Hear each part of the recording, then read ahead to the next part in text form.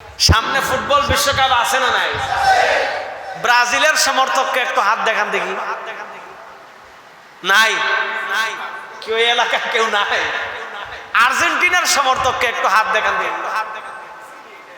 আছে? মাশাআল্লাহ। কয়জন দেখছেন? আমি মাশাআল্লাহ কই কি নাউজুবিল্লাহ কর দরকার তো হয় না।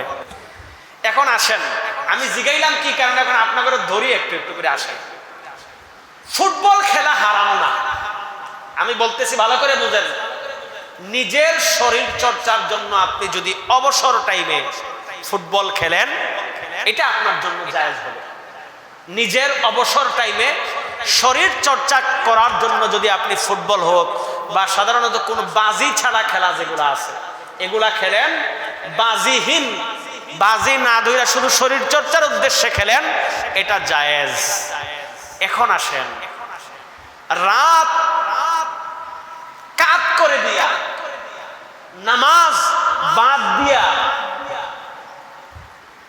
দিনের কর্মকাণ্ড সবকিছু বাদ দিয়া অমুক দলের জন্য, ব্রাজিলের জন্য, আর্জেন্টিনার জন্য, অমুকের জন্য, তমুকের জন্য খেলা দেখা হারাম। খেলা দেখা কি? জোরে কই দেব, খেলা দেখা কি? এক নাম্বার কথা দেখেন, দিনের চেয়ে খেলাকে বেশি গুরুত্ব দেয়া যাবে। এই পয়েন্টটা মুখস্থ করে যাইতে হবে আজকে। দিনের চেয়ে খেলাকে বেশি গুরুত্ব দেয়া যাবে। আবার বলেন, দিনের চেয়ে খেলাকে বেশি গুরুত্ব দেয়া যাবে। আল্লাহ কি বলেন দেখেন, আল্লাহ তাআলা সূরা আনআমের ৩২ নম্বর আয়াতে আল্লাহ তাআলা বলতেছেন, পার্থিব জীবনের যত যা কিছু আছে এগুলো একটা খেলার মতোই। আল্লাহ তাআলা কি বলেন ভালো করে শুনেন, এগুলা বিনোদন ছাড়া আর কিছু না। কিন্তু একজন মুসলিমের এটা কাজ না, তার মূল কাজ ছেড়ে দিয়া আসে বিনোদন নিয়ে পড়ে থাকে।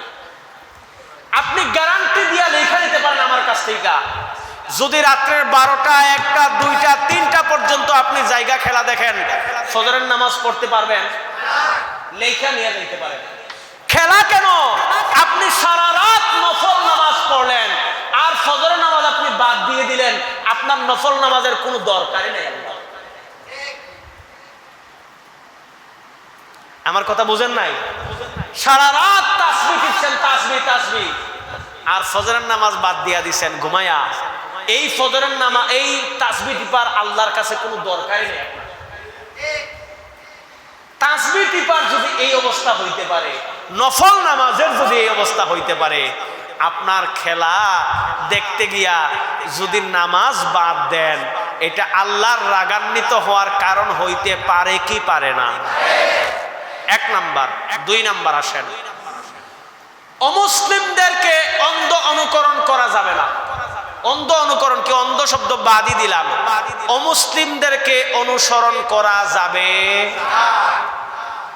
এখন যারা ফুটবল সময় আইলে দেখবেন জার্সি কিনে 200, 300, 500 টাকা দিয়া, 10 নম্বর জার্সি অমুক, 12 নম্বর জার্সি অমুক, 3 নম্বর জার্সি অমুক, কিন্না কিন্না বুকে পিঠে লাগাইয়া, মাথায় লাগাইয়া রাস্তা দিয়ে হাঁটে কি হাঁটে না? অথচ আল্লাহ রাসূল কি বলেছেন শুনেন, আবু দাউদ শরীফের 4031 নম্বর হাদিস, রাসূল সাল্লাল্লাহু আলাইহি ওয়াসাল্লাম বলেন, মান তাশাব্বাহা বিকাউমিন ফাহুয়া মিনহুম। বড় কঠিন কথা এটা। মান তাশাব্বাহা বিকাউমিন ফাহুয়া মিনহুম। রাসূলুল্লাহ সাল্লাল্লাহু আলাইহি ওয়াসাল্লাম বলেন, যে ব্যক্তি কোন জাতির সাদৃশ্য গ্রহণ করে সে তাদেরই অন্তর্ভুক্ত।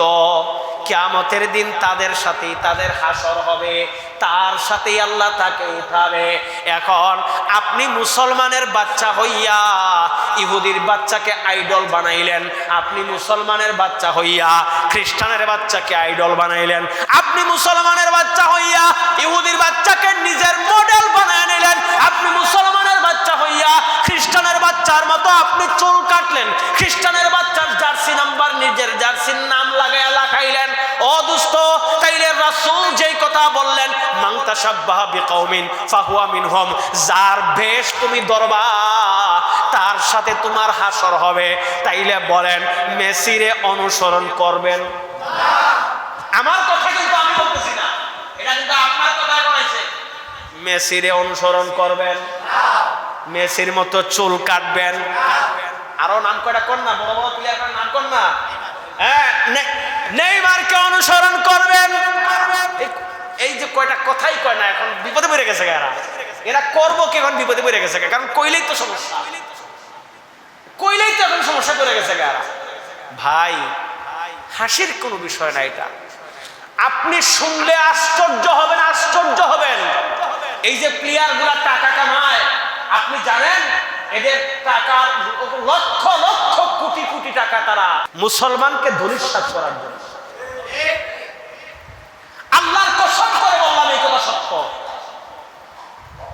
আপনি কিছু গুগল সার্চ করবেন, দেখবেন পাওয়া যাবেন, এগুলা পাওয়া যাবেন, ইজিলি পাওয়া যাবেন।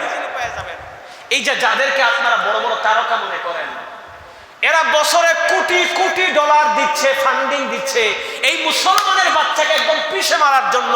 একবার চিন্তা করেন, আপনি এখানে বসে জুম্মা পড়েন, কিন্তু নৃশংস হত্যা চালাচ্ছে গাজায়, তাদের জুম্মা পড়ার কোনো মসজিদ নাই। আপনি দুপুরে গিয়ে গোশত দিয়ে খানা খাবেন, তাদের খানা খাওয়ার একটা রুটি নাই। আপনি বাথরুমে গিয়া আপনি কত সুন্দর করে শাওয়ার নিচ্ছেন, গোসল করছেন, না তাদের থাকার জায়গা আছে, না খাওয়ার কোনো জিনিস আছে। এই অবস্থা করতেছে কাফেররা। কাদের টাকায়, যাদের স্টাইলে তুমি চুল কাটো, কাদের টাকায়, যাদের নাম তুমি তোমার বুকে নিয়ে ঘুমাও।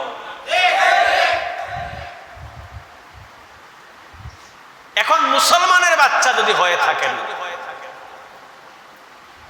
মুসলমানদের প্রতি যদি দরদ থেকে থাকে মুসলিম উম্মার প্রতি, তাইলে কোন ইহুদির বাচ্চাকে অনুসরণ করা যাবে? এই যুবকদেরকে যদি প্রশ্ন করেন যে বলতো বাংলাদেশের সব থেকে বড় আলেমকে, আমার মনে হয় 100 জনের মধ্যে 99 জন জানেই না। কথা কোন ঠিক না বেঠে? কিন্তু যদি কোন বলে বিশ্বের মধ্যে সব থেকে বড় ফুটবলার কে, কইব অমুক, 10 জনের 10 মত দিয়া লাইব। কথা কোন ঠিক নেই? দোস্ত, এই বিষয়টা নিয়েও আমি আপনাদের কাছে হাত জোর করব যে আপনার খেলা দেখা যেন আপনার নামাজের প্রতি প্রতিবন্ধক না হয়, দ্বীনের প্রতি প্রতিবন্ধক না হয়, মারামারি যেন শুরু না হয়ে যায়। এর বাড়ির ছাদে ছাদে যেন অমুক দেশের পতাকা তমুক দেশের পতাকা টানাইতে গিয়া একে অন্যের প্রতি রেশারেশি কইরা যেন আমাদের এই মহল্লার উপর কোনো ব্যাড এফেক্ট না আসে। এই জিনিসগুলা মানা যাবে ইনশাআল্লাহ? একটু সবাই বলেন না ইনশাআল্লাহ?